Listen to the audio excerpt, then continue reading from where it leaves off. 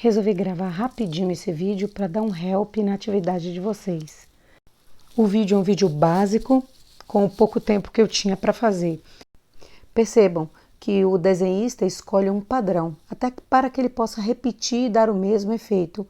É um padrão matemático geométrico. A turma da Mônica tem um padrão TIB, mesmo que não se falasse TIB na época. E a Mônica jovem já tem um padrão maior, em que a proporção entre o tamanho da cabeça e a altura total do corpo era diferente. Olha a figura TIB como é. Esse é um padrão, uma base, né? Base TIB. E uma outra base, como o mangá, o anime, veja que a turma da Mônica jovem obedece esse padrão. Nessas imagens que eu estou colocando, você tem a proporção de 8 cabeças no todo e outras figuras em proporções menores, de 2, 3, 2,5, 7, 7,5 e a de 8, que é que a gente está utilizando, que constrói uma figura adulta. Agora eu separei umas imagens da internet, alguns vídeos, para que vocês vejam como algumas pessoas fazem intuitivamente, mas se a gente percebe o desenho mesmo intuitivo sem uma definição naquela estrutura das cabeças bem definidas e divididas, você pode perceber que tem um padrão. Esse mesmo tem um padrão diferente do que a gente está usando. O resultado da figura é uma figura com aparência adolescente, não uma figura adulta como o nosso de 8 cabeças. É na definição da altura total da figura. Então, a figura pode estar desenhada pequenininha ou grande no espaço do papel e no tamanho que você vai usar dessa altura, no espaço que você vai usar para definir a parte da cabeça da pessoa que vai dar a característica do seu desenho. Se você usa a maior parte dessa altura para desenhar a cabeça da figura, ela vai ser um tibi. Ou aquele desenho como o da Turma da Mônica, bem infantil, parecendo uma criança. Mas se a gente usa 1/8, como é aquela nossa, nós vamos ter uma figura adulta. Existem várias proporções, até mais que 8, que eu deixei aí na frente para vocês poderem ver. Desenhos bem alongados, muito usado em estilismo. É um exemplo disso, para o esboço croquis do Avatar, foi usada uma figura numa proporção muito maior, porque eram figuras muito alongadas do filme Avatar. O desenho da imagem, quando eu assisti, eu busquei na internet alguns tutoriais, a pessoa desenhista faz de forma bem intuitiva, então ela cria um padrão. É fácil definir, é só medir e ver a proporção que a gente tem. O tronco tem uma cabeça e quase meia, ou menos um pouco, uma cabeça para o quadril, uma até a perna. Então a gente tem aí uma proporção que nós podemos contar. É fácil ver. Durante a aula eu fiz isso com vocês, só que dobrando o papel. Então se eu dobro o papel exatamente ao meio e vou dobrando novamente, eu tenho uma figura com proporções simétricas. Essa imagem que eu selecionei para mostrar para vocês, ela é de uma figura super alongada, é um desenho de estilismo e a pessoa usa o polegar para definir os espaços. Então ela conta 9 espaços. Vai ser uma figura com pé bastante alongada e ela valoriza para a parte das pernas. Então ela deixa a maior parte para as pernas da figura como um manequim para desenhar roupas. Esse é um estilo.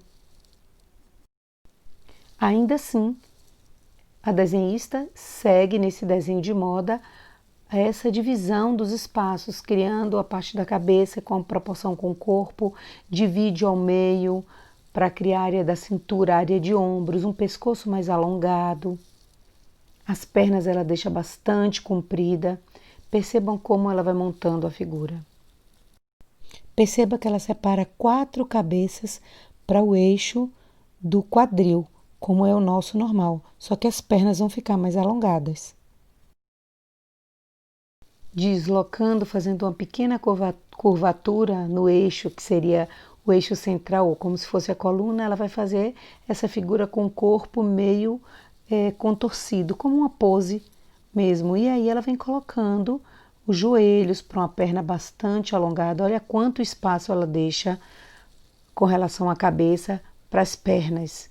E vai colocar um salto alto para alongar bastante a figura. A parte da coxa, 2 cabeças e a parte da panturrilha até o pé, ela deixa mais 3 medidas.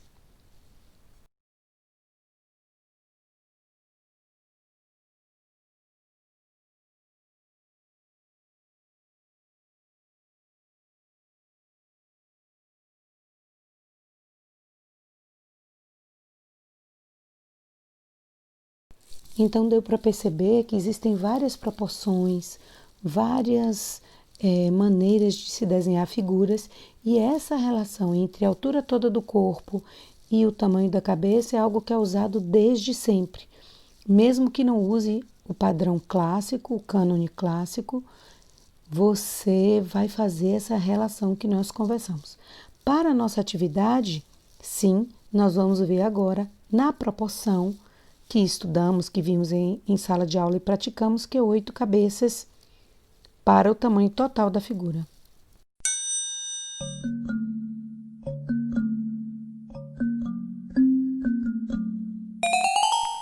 Percebam aí, comparando as duas imagens, nesse esboço simples que eu fiz, que tanto faz a figura ser pequena como grande, é a mesma divisão, 8 medidas.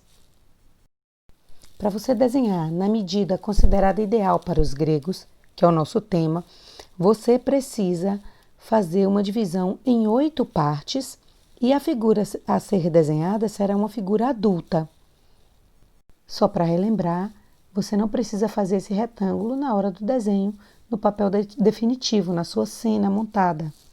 Isso é só um treino para exercitar a construção da figura que você já sabe. No desenho da sua TV2, a figura humana que você irá desenhar terá essa proporção aí, de 8 cabeças. Cabeça, tronco e quadris corresponde à metade exata da figura, 4 cabeças. Na linha abaixo do quadril, coxas, joelho, panturrilha, tornozelos e pés correspondem à outra metade, as outras 4 cabeças. O pulso fica na linha do quadril e a mão não ocupa todo o espaço, mas fica logo abaixo. A nossa atividade segue essa representação criada pelos gregos a partir da observação da anatomia humana. Então, vocês podem observar em livros de ciência e perceber toda a estrutura e que esse padrão que estamos usando é um padrão idealizado de perfeição, mas naturalista. Então, finalizo aqui, espero ter ajudado, lembrando que o seu desenho deverá necessariamente ter uma figura humana com este padrão e outros elementos criando uma cena. Então, um beijo, bom trabalho, capriche no acabamento.